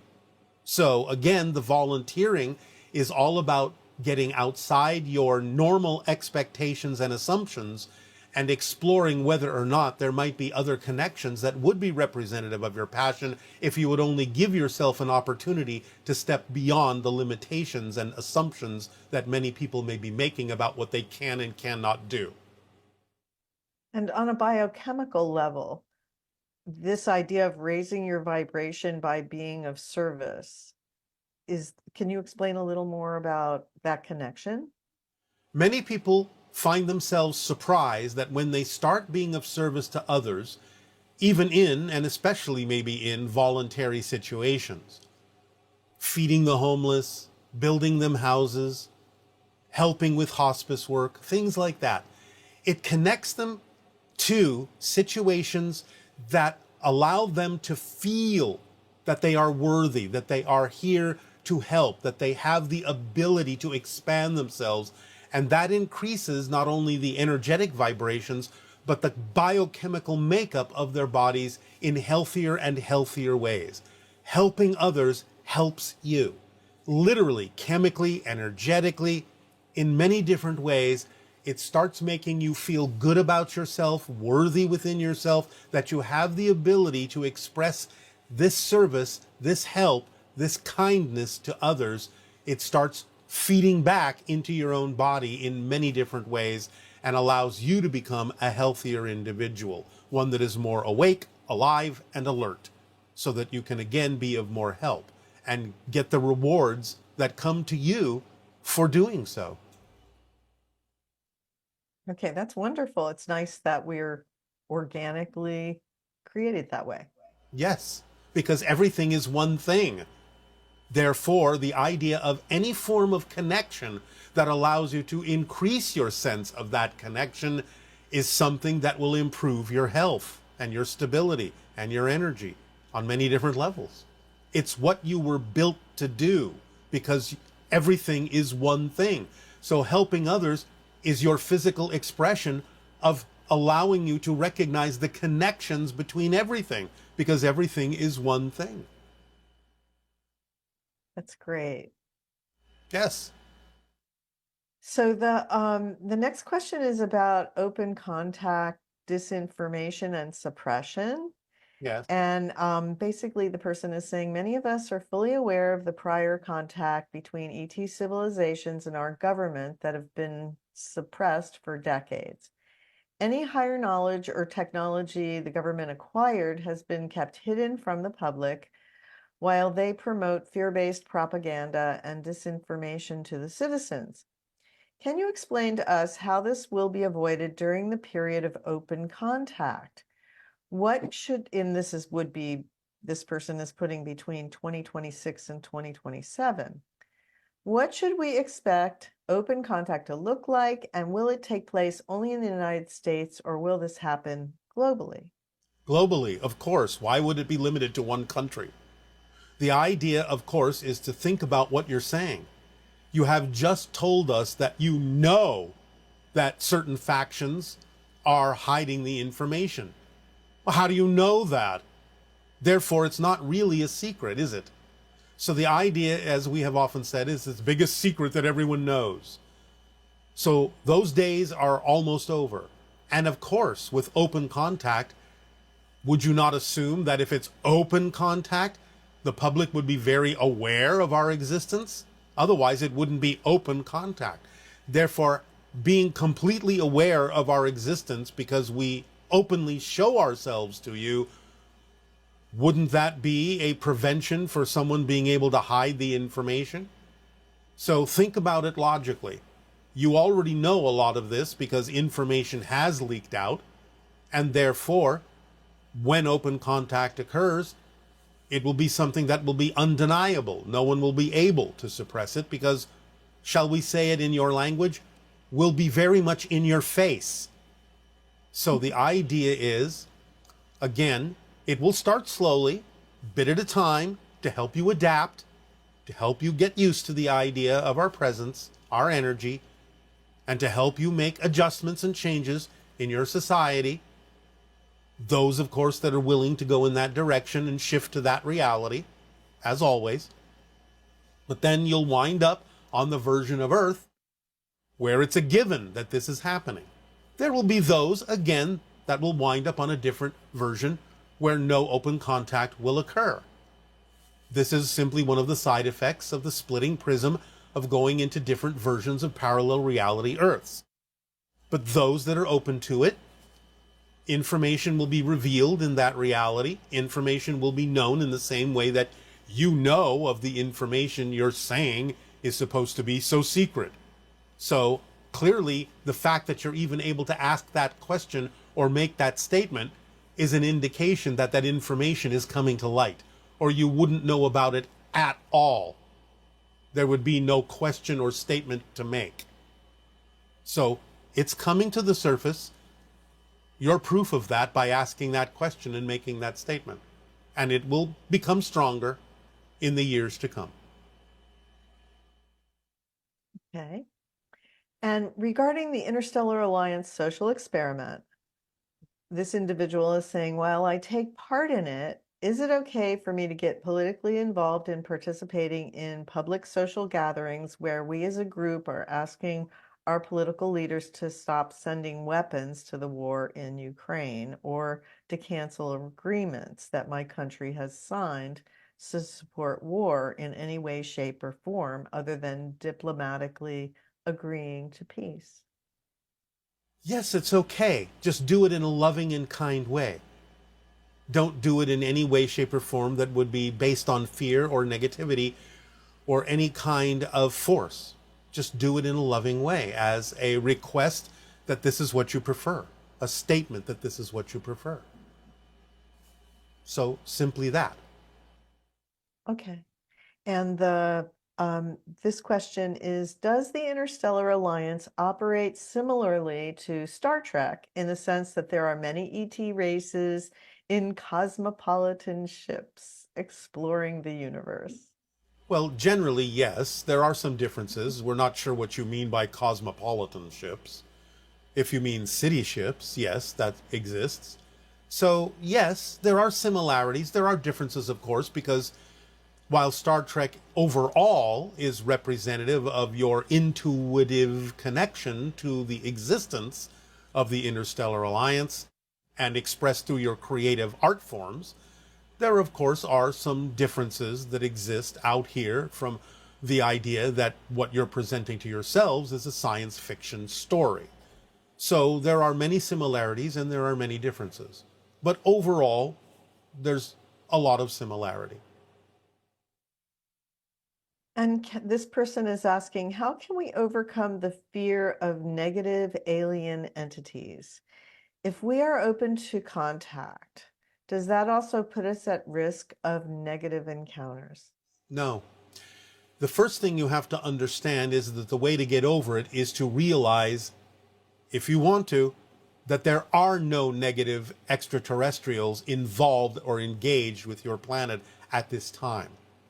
So, those of us that are engaged with your world and the evolution of humanity and what's going on your planet at this time, create a kind of bubble reality that is of a frequency where negative beings simply find that they are unable to perceive what's happening, unable to reach you. So even though there may be stories on your planet that sound very scary and fear-inducing, the literal truth is there are no negative entities engaged with humanity on your planet at this time. Only the stories that you make up because of the fears that come up within you, within humans, because of your exposure to higher frequencies that you simply may not yet be able to tolerate without going into survival panic mode. So it distorts the experiences in a way that creates a lot of scary stories, but the actuality is there are no negative extraterrestrial entities interacting with your planet at this time. So if you're willing to understand that, then you can get over the idea of being afraid that you will attract negative extraterrestrial entities through open contact. It simply will not occur. Do you believe achieving contact is mainly vibration based? What is the best way to align with that frequency? Follow the formula. Yes, of course it's vibration based. It's based on several different things, but it's also based not only on your life path, your soul's themes, but yes, physically, it's based on the idea of the upliftment of humanity vibrationally, raising your frequency to be able to meet us halfway, so to speak. So, yes. And some of us imagine open contact involving a massive number of UFO ships appearing. However, this person had a dream that it will be different, more like floating orbs descending, carrying knowledge that could be understood telepathically while in their presence. Can you give us a hint on how that would be? We will discuss this in the upcoming Sedona transmissions. Yes, you are right. It will not right away be hundreds and hundreds of ships because, as you say, that would freak many people out. So it will be a slow process, and what you have described to some degree is a part of it. But we will give you more specifics in the upcoming Sedona transmissions. Are there any grays that are positively assisting us at this time? And also, if it is true that some grays are assisting us, how are they recognizable to us? All grays are assisting you. There are no negative entities dealing with you at this time in that way. Well, as your famous quote goes, circumstances does not create the state of being. State of being is what creates circumstances. Yes. I believe it to be true, but this makes me wonder how the Greys were able to create their own reality. Since the Greys gave up emotionality, how were they able to create their reality? I wonder how they were able to do this without the state of being component, let alone their technology to tunnel into other realities. State of being does not necessarily mean primarily that it has to contain the idea of what you recognize as emotion. A hive mind mentality, a hive mind intention, hive mind focus is an extremely magnified state of being.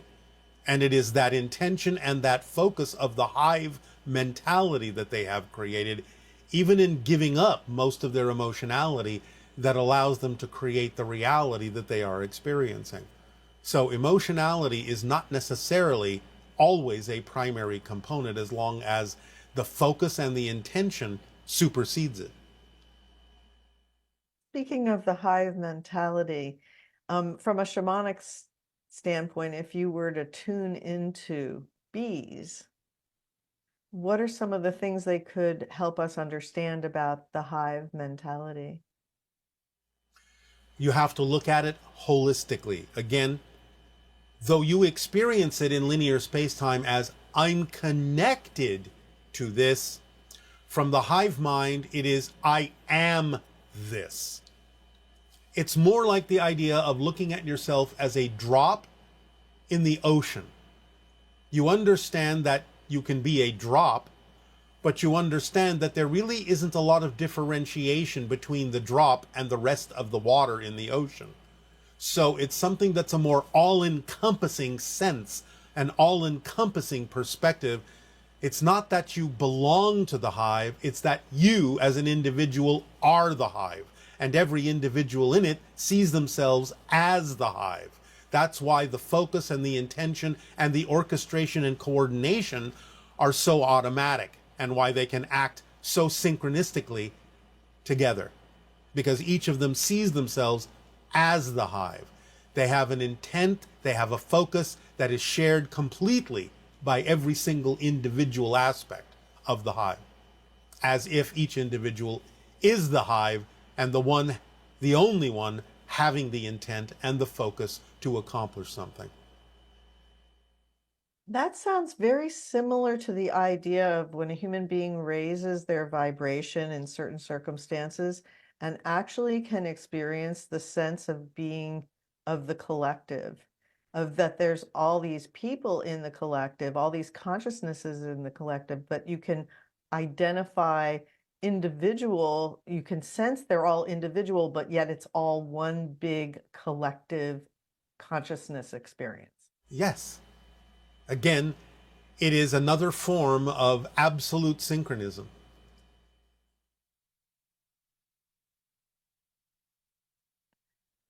So that state of being where you're part of the collective, that would be, in a sense, very equivalent to the idea of being part of or experiencing the hive mind.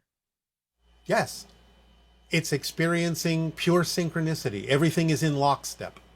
It is the intentional focus, the orchestration. It brings about the orchestration that creates everything to be exactly where it needs to be, when it needs to be there, in perfect timing. It's another way of doing it. We experience it with emotionality, but the Greys did not. But that wasn't necessary for the intention that they created. They created the reality that they needed to allow them to create the hybridization program that would allow their civilization to continue, and which you can take advantage of to allow your civilization to go in a different path than what the Greys took that destroyed their world. So that's the beneficial side effect of that harmonic, of that orchestration, is that you get to take advantage of what they're doing to preserve their own civilization, their own culture, by creating us hybrids. You get to take advantage of it so that you can decide that you have more options than they themselves saw that they had, that led them down the path of destruction, where they poisoned their version of Earth. Great. This person is curious about the society on your home planet. What is the average lifespan of the Sasani people? Start with that. About 300 of your years, as you understand time. But that's an average. There are some that might leave sooner. There are some that are much, much older, depending upon their soul's path and what it is they need to achieve. Again, as reference, my own father still physically alive after 1,000 years. And the next question this questioner is asking is, do you mate for life, or do your people explore multiple relationship dynamics in the same way that we do? We don't explore them in the same way you do. We simply receive whatever is happening as what is supposed to be happening at that moment, since everyone is telepathically bonded and everyone understands the idea of consensus, and that if you are attracted to 1, 2, 3 people in different ways for different purposes, then we let it play out. There are no assumptions, impositions, or expectations on how relationships should be. We simply let the relationships serve the purposes that they come together to serve. And are there any limitations on how many offspring you create? Any limitations would simply be a part of the synchronicity as to what agreements have been made in spirit as to what serves the collective best. And finally, you mentioned that your planet Essassani is in the general area of Orion, but which star does your planet orbit? Have we already identified it? Meaning, can we see it from here? No, you cannot. We are in a parallel reality. Our reality is invisible to you unless you actually make a vibrational shift into our reality. And what we have said is that our star system is in the direction of the Orion constellation. It's not part of that constellation, but our system is not visible to you. No stars in our reality are visible to you. There might be some stars that we share, in a sense. In other words, we have versions of those stars in our reality that you have in your reality. But the idea is that we are invisible to one another unless we make a shift into the different parallel realities. So we are 500 light years in the direction of the Orion constellation that you're familiar with. But we are not part of the Orion constellation as you would understand it.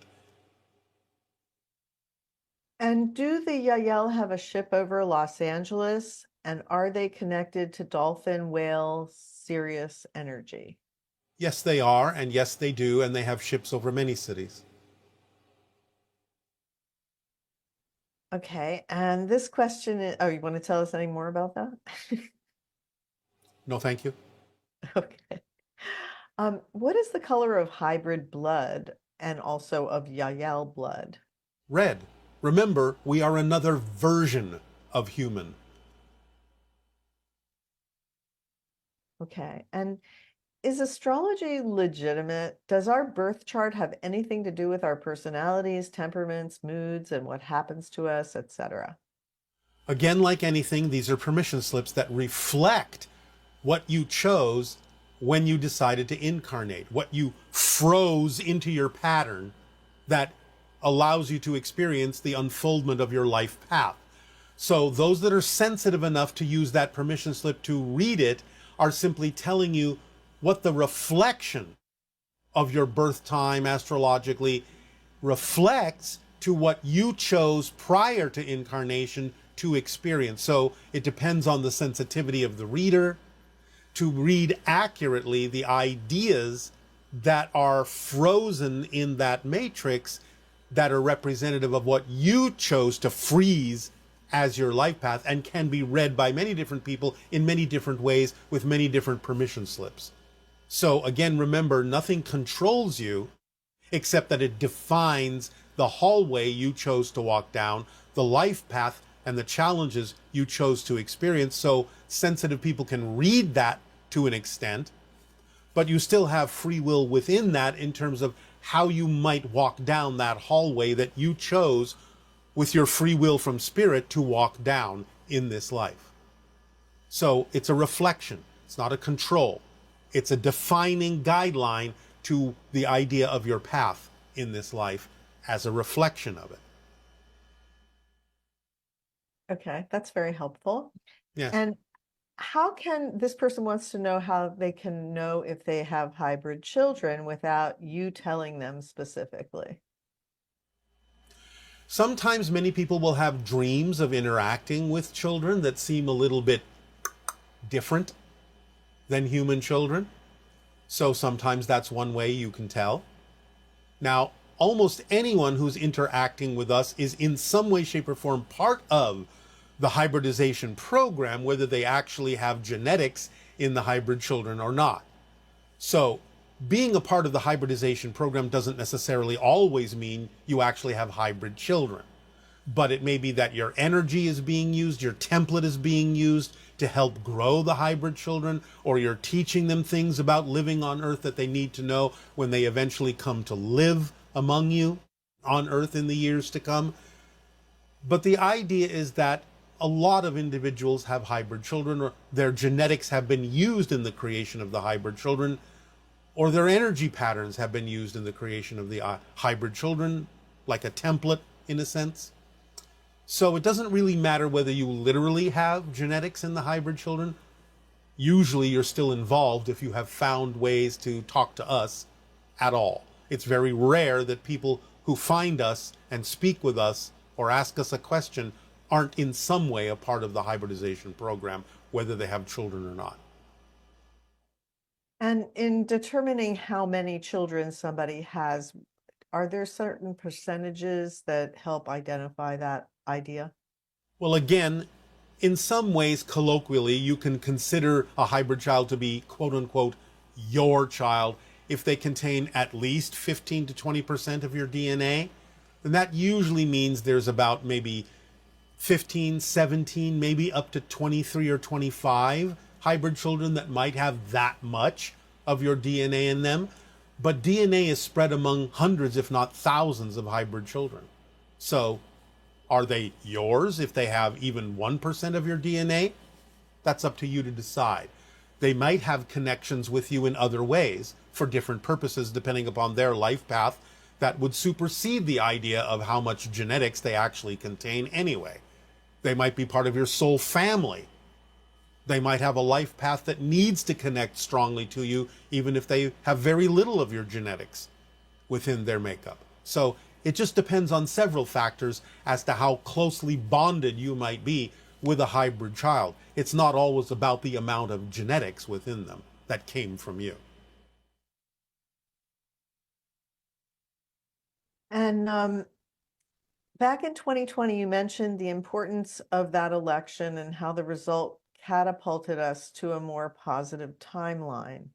With the upcoming election in the fall of 2024, do you perceive the results affecting open contact? I understand your civilization will not talk about our politics. I just want to clarify if the election will affect how and when we meet our ET family. All right. Now we are allowed to say this about that. Understand we have for some time been talking about the idea of the splitting realities, the splitting prism. For the sake of simplicity, for now, let us take what many of you might call the Dolores Cannon approach and say that instead of thinking about it as an infinite number of parallel reality Earths, you can, shall we say, render it down to the idea of two. The new Earth, the old Earth, that are splitting apart, going in different directions. And the people that shift with them, then going in those different directions. You could say going in the new direction, shifting to the new Earth, going in the old direction, remaining on the old Earth, so to speak. But it's still a shift. So the idea is, look at what's happening in the splits that you are experiencing now in your politics. Specifically, look at the idea of people saying, this person won, no, this person won. Which is true? Both are true, because they're both reflective of two completely different Earths. That's how you're starting to see the split. Right now, of course, you're sharing a reality. You're creating a reality that seems like a shared reality. And therefore, you can still see each other saying, no, it's this way, no, it's that way. Eventually, you will not see each other. You will not experience each other. But right now, that should be your first clue. The degree to which each side, each group is saying, no, no, no, this is the winner. No, no, no, this is the winner, should be your first clue that you're actually experiencing the beginnings of the splitting into different realities. So, those that are moving in the direction of what, again, euphemistically we will refer to as the new Earth, will experience one thing. Those that are shifting in the direction of continuing with the old Earth will eventually experience something else, even to the point, eventually, literally, of there being two White Houses in your country, two government bodies in each place on your planet, where one person wins this one and one person wins that one. So you have to start understanding this is different realities that you're actually beginning to experience. Even though it may seem to be very chaotic right now and everyone arguing about what is real, they're both real. but it's just the very beginnings of the splittings into those very different and very real realities that will become farther and farther and farther apart, and the people going in those different directions experiencing very, very different Earths eventually. So, allow yourself to simply stay in the vibration that you prefer, and you will continue to navigate and continue to shift and continue to experience the result of that, one of which will lead to open contact and one of which may not. Now again, anything in between does exist, for there are multiple variations and versions of parallel reality Earths. But again, for simplicity, just to use the extreme examples now to illustrate the point, one will experience the idea of open contact because that means it's about connection and expansion, love, connection, kindness. And the other, based in fear, negativity, will experience something quite different. I'm not going to describe that right now. But they will not experience open contact in the way we've been describing and in the way we will participate in it with you. That is the answer to the question. That is all we are allowed to say. So think about that and understand what you're seeing as the beginnings of that split on your planet. Okay, and this person is saying, if I have a worry about the coming election and how it's going to turn out, I have said what we need to say about this subject. Okay. This is the end of the conversation. About that. Because that's the most important thing to leave all of you with, is the understanding of what you're seeing, why you're seeing it, and what's actually happening. You are literally seeing the beginnings of the splitting into different realities where each side really truly sees that their outcome is the real outcome. That's why you're seeing what appears to be a dichotomy. And that is sufficient unto this day. Okay. So, can you tell us a little bit about why there is such a focus on gender identity and transgender going on right now? because spirit is everything and nothing, and it is a way of illustrating that spirit can be anything. And it is the idea of opening up humanity to the understanding of your true existence as a spirit that contains any variation and every variation beyond even what you're experiencing on your planet.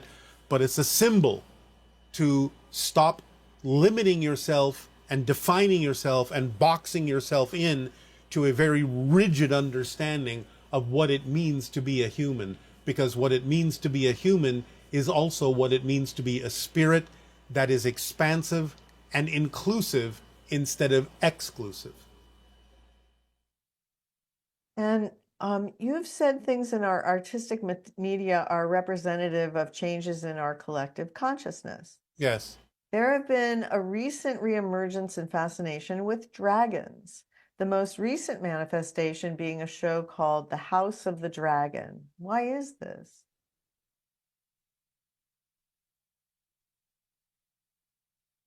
Again,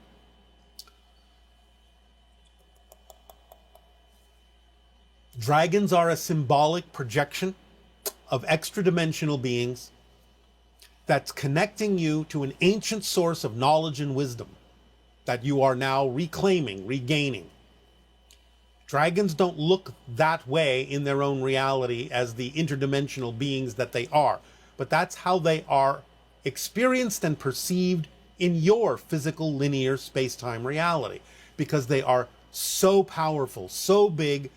It's the idea of the serpent that contains knowledge, but magnified 1,000 times. It's presenting itself as the collective, as the archetypal representation of the power and access you have to ancient knowledge and ancient wisdom that you can reclaim in your present life. It's the idea that gets you fired up that allows you to follow your passions and act on them fully, to follow the path of the dragon without fear, to reclaim your true soul's power. That's the symbol that it represents. Remember, it's connected also to your DNA. So it also represents higher connections to energetic forms that in non-physical template level realities have to do with the way DNA is formed in physical reality. And it is the idea of allowing yourself to begin to build a third strand of DNA and open up all the dormant markers within you that you now consider to be junk DNA that you think doesn't do anything. But it does, and it will, as you open up all these markers. The third strand will build within humanity as you evolve. Many people have thought 12 strands will exist, but that is not possible for you physically and remaining as a human. There are beings throughout the galaxy, throughout the universe, that have more strands of DNA than you do. But humanity will evolve a third strand, eventually, as you become the sixth hybrid race. But the idea of connecting to 12 strands is something you connect to energetically in the spirit realm, in the template realm.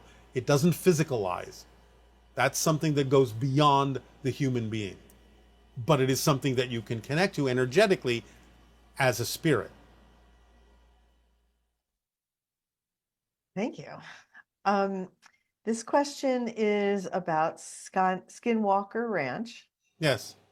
What is buried inside the mesa on Skinwalker Ranch? It is an ancient alien craft that crashed on your planet and has been buried over time by erosion and the natural evolution of your planet.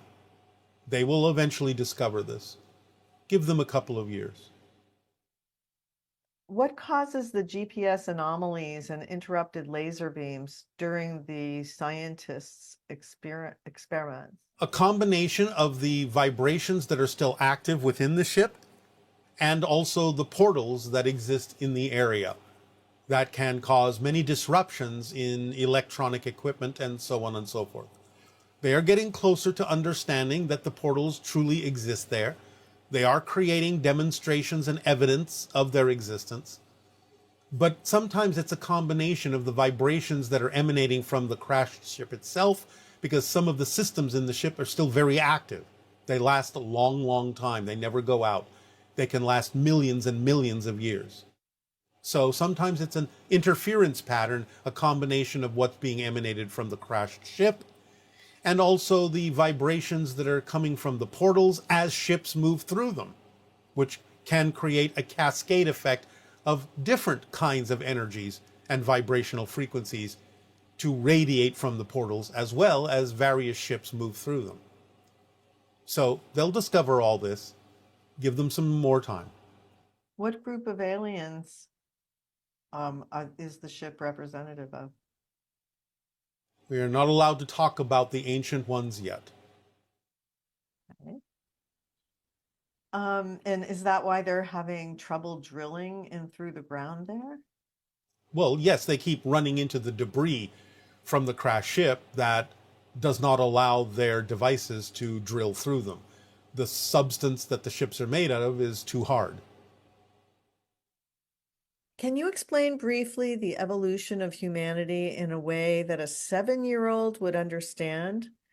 This person's son has been asking him this question, or her, and I don't know how to explain it because I'm confused myself. Well, it's sort of like being in school and graduating from one level to another. Going from first grade to second grade to third grade to fourth grade. You learn new things. You grow in your understanding, you learn new lessons, and it gives you more experience and more ability to do more things. So the evolution of humanity is like that. Earth is like a school, and humanity can graduate from one level to another depending upon the kind of experiences that you face as challenges and how you learn to transform them or overcome them. So a school structure is a good analogy for a child to understand. Humanity is evolving by learning more every time they graduate to a new level of class, to a new grade, so to speak. Hopefully that will help you. Okay, and this question, why has our true history been hidden?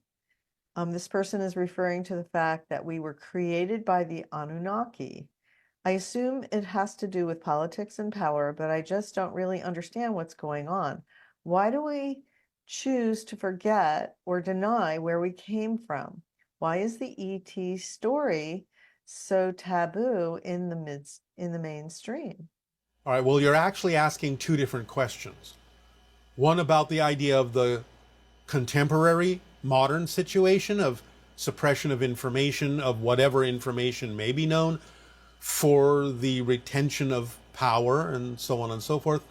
But you're asking, why have you forgotten about the idea of the Anunnaki? Well, there aren't many records left that exist because of disasters on your planet. A lot of civilizations and a lot of records of ancient times have been wiped out by volcanic action, by earthquakes, by meteoric impact. Many civilizations have simply been wiped off the face of the earth in that way, and the records that talked about all these things along with them. So some of the forgetfulness is simply because there's nothing to be found anymore, or some things are very difficult for you to find or take a long time for you to realize and remember in a variety of different ways, because the destruction in the past has been so complete. So because of the natural forgetfulness that goes with the earth cycles, of forgetting who you are so that you can live your life spontaneously and discover who you are again from a new point of view, that natural forgetfulness that goes along with incarnating on the earth plane then also doesn't necessarily give you much ability all the time to remember that these ancient civilizations existed or that these ancient things happened, because there's really not much left of the records of these things. Now, again, some of them exist here and there, and some of them can still be found. But a lot of what you're remembering is coming through the idea of new souls bringing the information with them when they incarnate on your planet, and intuitively simply knowing that these things happen, and the intuition leading them to where sometimes they can find some of the ancient records that do still survive. Plus the idea of out-of-body travel and a tapping into the Akashic records, which contains all the information, because again, no information is really lost. It's all woven into the structure and the fabric of space-time and existence itself, and can always be tapped into, and sometimes the information you have is being retrieved that way. But physically speaking, there isn't a lot of information that survives when something like a meteor slams into your planet and destroys a culture. So it's all of that. Okay, thank you. Can you share with us a little bit about the moon and its relationship to Earth and any entities that inhabit it? The moon is a natural body that was split off from the Earth due to an actual impact in the early solar system of another body that struck the Earth, and material broke off and became the moon. So it's a natural body in that sense. However, the natural body has been engineered by extraterrestrials in a variety of ways, placed into its present orbit, and there are many extraterrestrial bases that exist on the moon, if that's what you're referring to as inhabitants. There are no natural inhabitants in that sense on the moon. But there are many ET bases and underground bases that are inhabited by extraterrestrials who come and go for a variety of reasons. So, the idea is that energetically in its orbit, the moon balances the Earth in a variety of ways, represents certain vibrational frequencies and energies that have to do with feminine energy and the balancing of feminine energy. Some time ago, we talked about the idea that the Earth would capture an asteroid and it would be somewhat representative of the male energy, and that you would have two moons. Well, if you actually look it up, you will realize that that has actually now happened. There is an asteroid that is in orbit around the Earth, in a sense, as a second very small moon. And that represents the idea now of coming into the balance between masculine and feminine energy, of getting into the idea of the balance of your emotionality and your logic systems. So, look it up, you will see that there is already a second moon around the Earth in the form of a small asteroid. Okay. And can you please provide insider ways that we can have better discernment? This person is saying, I often find myself contemplating if the messages are coming from my higher self or the ego.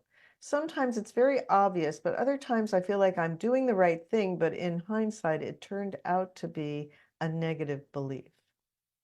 All right, but you can learn from that. Again, the idea is your willingness to learn from recognizing that you may have gone in a direction you didn't prefer is what allows you to gain more ability to recognize the difference between that energy and the one you do prefer. Following the formula helps because acting on your passion raises your frequency and makes you a more sensitive antenna, a more sensitive receiver to higher frequency energy, so that when you get used to perceiving those energies, you can more easily tell the difference between energies that are you and energies that are not. But the willingness to learn from whatever path you went down that wasn't what you prefer is also what will increase your ability to tell the difference between that energy and the energy of the path you do prefer. So if your willingness is there to learn from that, to recognize the difference, you'll get better at it. Stop worrying about it, and you will become more sensitive to what the difference in those things are. The more you worry about it, the less sensitive you will be, because you're increasing the idea of the negative path, of the negative energy, and becoming more sensitive to that. So, but only in the sense that you keep doing that. So you have to not worry about it, just stay in a positive state, which is one of the steps in the formula, and learn a lesson from it, and you'll be able to eventually tell the difference. Don't worry about it. Lighten up on yourself. Don't take it so seriously. And this question is about the formula. This person wants to know if someone hasn't been following the formula for a while or has gotten themselves into misalignment, is the formula able to guide them out of that and get them back on the right track, so to speak? Or is there something else they need to do in that situation before the formula can work properly? Well, they have to be willing to allow themselves to use the formula as fully as they possibly can. The formula is self-expanding, self-guiding, self-correcting. So the idea is all they have to do is go back to understanding as precisely as possible, as clearly as possible, what each step of the formula actually means, so they can know that they are doing it as fully as possible, as purely as possible, as clearly as possible. And then, yes, it will guide you back through synchronicity, because that's part of the effects of the formula, is that synchronicity becomes the guiding, organizing principle. So yes, the short answer is yes, it's self-correcting and self-guiding when you understand what each component actually means and use it precisely. Okay, thank you. And we just have a few moments left. Is there anything else you would like to share about the topic tonight and other information? Again, the concept of the Interstellar Alliance Volunteer Corps has a lot to do with stretching humanity, stretching your assumptions, getting you out of your routines, giving you an opportunity to explore whether you might actually be overlooking something that could really be one of your passions. It just gives you an opportunity to extend beyond your normal routine. Just take a moment and consider it. Explore it. You may find that you will actually enjoy it far more than you think. If you're already doing a lot of volunteer work, then fine. But it's up to you to determine what else you might be able to do. And please do remember, it's a whole package. So working on yourself, that's wonderful. using your energy to send out vibrations of love and kindness and peace, absolutely fine. Beautiful. But the actions you take in addition to all that also are part of the whole package. You cannot leave anything out if you're going to function as a holistic being. So do it all. You can do it all.